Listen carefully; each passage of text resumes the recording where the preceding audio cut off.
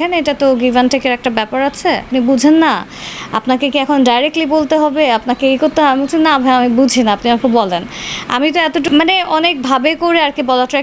খারাপ অভিজ্ঞতার শিকার হয়েছি বলতে ডিরেক্টলি আমাকে কখনো যে কেউ বলছে এরকম না, এ নিয়ে বিনিয়ে অনেক ভাবে করে যেটা বলা ট্রাই করে সেটাই হলো যে হ্যাঁ তোমাকে এই করে দিব।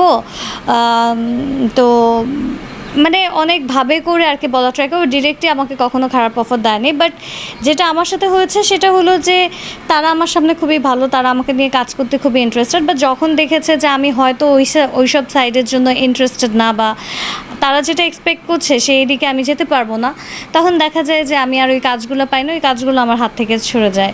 তো এই জিনিসটাই আমার সাথে খারাপ হয়েছে, কারণ আমি আসলে কাউকে অতটুকু চান্সও দিই না যে আমাকে এসে ডিরেক্টলি কেউ ওইটা বলতে পারবে, ওই সাহসটা করবে। তো যখন ওরা বুঝে যায় তখন ওরা সাইড কেটে এমনিতেই চলে যায়, বড় বড় হোপ দেয়, স্বপ্ন দেখায় এই বড় সিনেমা হবে, এই বড় কাজ হবে। তারপরে না পেলে পরে 2 দিন পরে আর তারা ওই রকম ওই জিনিসটা তাদের ভিতর থাকে না, তখন আমি বুঝে যাই যে না, আমি আসলে সেই কাজটা পাচ্ছি না।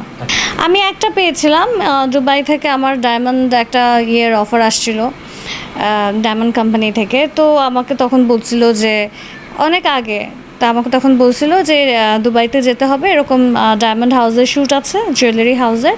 তো ওখানে আমাকে 15 লাখ মতো পে করবে ব্র্যান্ড অ্যাম্বাসেডর হওয়ার জন্য। তো এইরকম আছে। তো আমি বললাম আচ্ছা ঠিক আছে, দ্যাটস রিয়েলি নাইস, বাট আমি যেহেতু একা কোথাও যাই না, আমার গার্জিয়ান সাথে যাবে না। সো তারা আমাকে বললো যে দেখেন এটা তো গিভ অ্যান্ড টেকের একটা ব্যাপার আছে, তো আপনি কি রাজি নাকি? আমি বলছি হ্যাঁ, গিভ অ্যান্ড টেক মানে তো এটাই যে আমি দেশ জুড়ে তোলপাড় ওয়ালটন ফ্রিজ কিনে আপনিও হয়ে যেতে পারেন মিলেনিয়ার। আপনার শ্যুট করে দিব, আপনি আমাকে আমার পেমেন্ট দেবেন, এটাই তো গিভ অ্যান্ড টেক। এর থেকে আর বেশি কি হইতে পারে? আমি আপনাকে আমার প্রফেশনালি আমি আমার ফেসটা, আপনি আমার ফেস বা আমার ফটোশ্যুটে আমার ফেসটা ইউজ করতে পারছেন, আর আপনি আমাকে সেটার এগেনস্টে আপনি আমাকে পে করছেন। গিভ অ্যান্ড টেক বলতে আমি এতটুকুই বুঝি, এর বেশি আসলে আমি কিছু বুঝি না ভাইয়া। তো তখন সে আমাকে অনেকভাবে বোঝানোর ট্রাই করছে, আপনি বুঝেন না, আপনাকে কি এখন ডাইরেক্টলি বলতে হবে, আপনাকে এই করতে হবে? আমি বলছি না ভাই, আমি বুঝি না, আপনি আমাকে বলেন, আমি তো এতটুকুই বুঝি। তো তখন সে খুব ক্ষেপে গিয়েছে, তারপর সে বলছে না আপনাকে দিয়ে হবে না, পরে সে আর কাজটা করে নাই। আচ্ছা।